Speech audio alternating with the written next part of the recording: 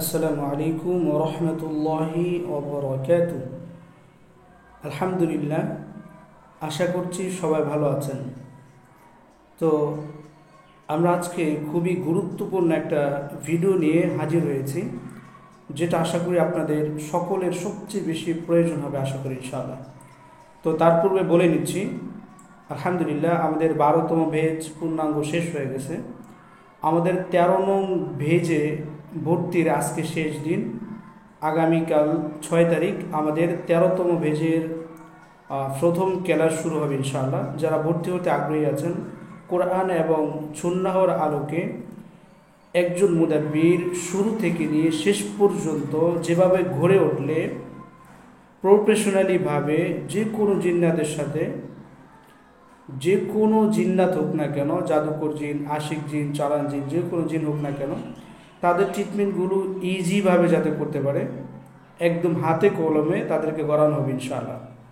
এবং সবচেয়ে মজার বিষয় হচ্ছে, আমরা এই তদবিরটা সম্পূর্ণ কোরআন এবং সুন্নাহর আলোকে সম্পূর্ণভাবে শেখাবো আপনাদেরকে, যেভাবে শিখলে আপনাদের ঈমান নষ্ট হবে না ইনশাআল্লাহ। তো যাই হোক, আজকে আমাদের আলোচনার বিষয় হচ্ছে অবৈধ সম্পর্ক ভাঙা। তো এই অবৈধ সম্পর্ক বর্তমান যুগে এটা খুব বেশি দেখা যাচ্ছে। তবে অবশ্যই তদবিরটা আপনারা শুধু অবৈধ সম্পর্ক ভাঙার ক্ষেত্রেই প্রয়োগ করবেন। কোনো প্রকার স্বামী স্ত্রী, ভাই বোন অথবা আত্মীয় স্বজনের ভিতরে সম্পর্ক বিচ্ছিন্ন করার জন্য এই তদবিরগুলো প্রয়োগ করার জন্য কারোই অনুমতি থাকবে না। যদি করে থাকেন তাহলে আপনারা নিজেরা ক্ষতিগ্রস্ত হবেন। একটা বিষয় সবসময় খেয়াল রাখবেন, কোরআন দ্বারা সবসময় মানুষের উপকার করা যায়, অপকার করা যায় না। ঠিক আছে? তো যদি কোনো কারোর সাথে অবৈধ সম্পর্ক থাকে, তাহলে অবৈধ সম্পর্কগুলো কিভাবে ভাঙবেন, তো খুবই মোজাররব এবং পরীক্ষিত আমল নিয়ে আলোচনা করবেন ইনশাআল্লাহ।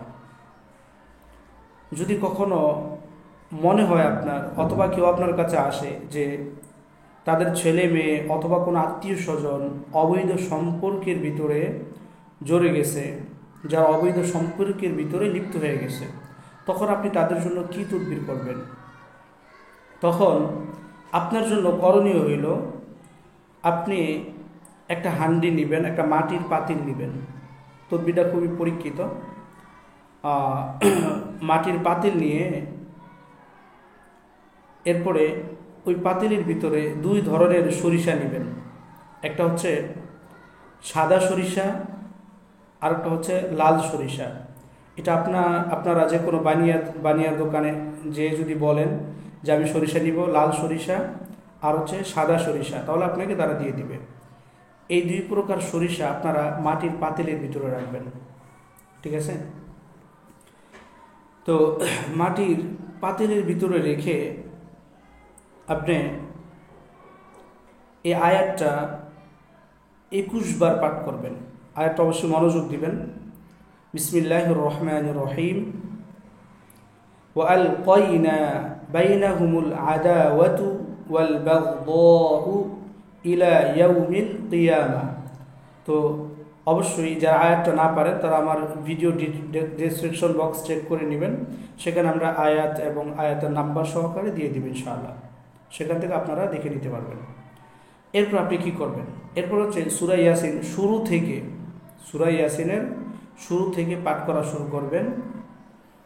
পাঠ করতে করতে যখন প্রথম মুবিন পর্যন্ত আসবে, তখন এভাবে হুকুম লাগাবেন, ইয়া আল্লাহ, অমুকের ছেলে অমুকের সাথে এবং অমুকের মেয়ে অমুকের সাথে আপনার পবিত্র কালামুল্লাহর উছিলায় অবৈধ সম্পর্ককে ভাঙা হোক। এটা বলে আপনারা ওই মাটির যে হান্ডি আছে বা পাতিল আছে ওইটা তো দম করে দিবেন। তবে অবশ্যই খেয়াল রাখবেন, পূর্বে যে আমরা বলে আসছি যে 2 প্রকার সরিষা মাটির হান্ডির ভিতরে রেখে তারপর এটা করবেন। এরপরে যেটা করবেন, এরপরে আবার সূরা ইয়াসিন শুরু থেকে পাঠ করা শুরু করবেন, দ্বিতীয় মুবিন পর্যন্ত আসবেন। মনে রাখবেন, সূরা ইয়াসিনে কিন্তু মোট 7 মুবিন আছে। খুব মনোযোগ সহকারে ধরবেন, আপনাদের জন্য ফায়দা হবে ইনশাআল্লাহ।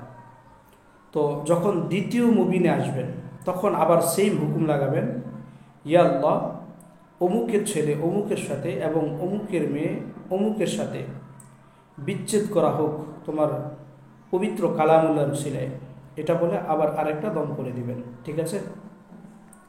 তো এরপরে আবার সূরা ইয়াসিন শুরু থেকে পাঠ করা শুরু করবেন। এরপর আবার 3 নাম্বার মুবিনে আইসা সেইভাবে আবার কি করবেন, দম করে দিবেন। দম করার পর আবার একইভাবে হুকুম লাগাবেন যে আল্লাহ অমুকের ছেলে অমুকের সাথে এবং অমুকের মেয়ে অমুকের সাথে বিচ্ছেদ করা হোক, এটা বলে দম করে দিবেন। ঠিক আছে?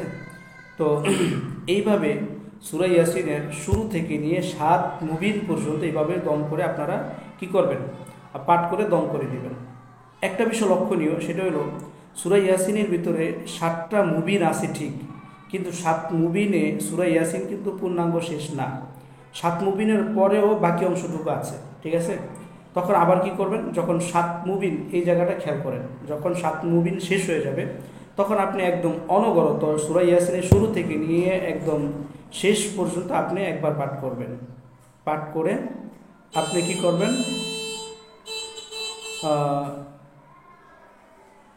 আবার দম করে দেবেন এবং হুকুম লাগাবেন। এরপর সর্বশেষ ইয়া কখারু ইয়া জাব্বার, যখন সূরা ইয়াসিন পূর্ণাঙ্গ পাঠ করা শেষ হবে তখন ইয়া কখারু ইয়া জাব্বার, এটাকে আপনারা 41 বার পাঠ করবেন। পাঠ করে আবার হুকুম লাগাবেন। ঠিক আছে? এরপর আপনারা যে সরিষাটা নিয়েছেন মাটির হাঁড়ির ভিতরে, এই সরিষাটাকে 3টা ভাগ করবেন। কয়টা ভাগ? 3টা ভাগ করবেন। একটা ভাগ মাটির হাঁড়ির ভিতরে রেখে দিবেন, আরেকটা ভাগ আগুনে জ্বালাবেন 3 দিন অথবা 5 দিন অথবা 7 দিন। আরেকটা ভাগ ছেলের বাড়ির দরজায় এবং মেয়ের বাড়ির দরজায়, উভয়জনের বাড়ির দরজায় সরিষাটা ছিটিয়ে দিবেন। এমনভাবে ছিটাবেন যাতে উনি হাঁটতে গেলে, চলতে গেলে ওনার পায়ের নিচে যাতে সরিষাগুলো পড়ে, এই অনুযায়ী আপনারা কি করবেন, আমলটা চালিয়ে যাবেন। ঠিক আছে? এখন বিষয় হলো যে মাটির যে হান্ডিটা আছে, এই হান্ডিটা আপনি কি করবেন, এই হান্ডিটা 2টা ফন্তা আপনাকে ভাঙতে হবে। 2টার যে কোনো একটা ফন্তা অবলম্বন করলেই চলবে। তারা যখন, যারা অবৈধ সম্পর্কে জড়িত, তারা যখন উভয়জন এক জায়গায় দাঁড়ায় কথা বলবে, তখন যে কোনো একজন বিসমিল্লাহ আল্লাহু আকবার বলে তাদের 2 জনের মাঝখানে এক আছাড় দিয়ে মাটির পাতিলটা ভেঙে ফেলবে এবং নিয়ত করবে আমি আল্লাহ তাআলার কোরআনের বরকতে তাদের 2 জনের ভিতরে বিচ্ছেদ করে দিচ্ছি। তাহলে ইনশাআল্লাহ আশা করা যায় 2 জনের ভিতরে বিচ্ছেদ হয়ে যাবে।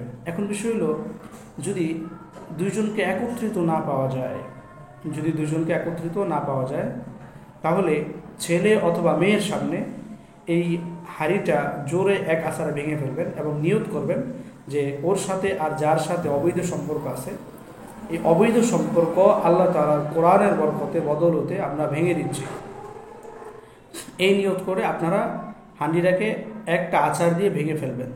তাহলে ইনশাআল্লাহ আশা করা যায় তাদের ভিতরে যে অবৈধ সম্পর্ক আছে, এই অবৈধ সম্পর্ক খুব শীঘ্রই, অতি অল্প কয়েকদিনের ভিতরে ভেঙে যাবে এবং একজন অপরজনকে দেখতেও পারবে না, তাদের সাথে সম্পর্কও থাকবে না, এমনকি একজন অপরজনের নামও শুনতে পারবে না। ইনশাআল্লাহ ইখলাসের সাথে করলে আল্লাহ তাআলা ইনশাআল্লাহ আপনাদের আমলের ভিতরে বারাকা দান করবেন।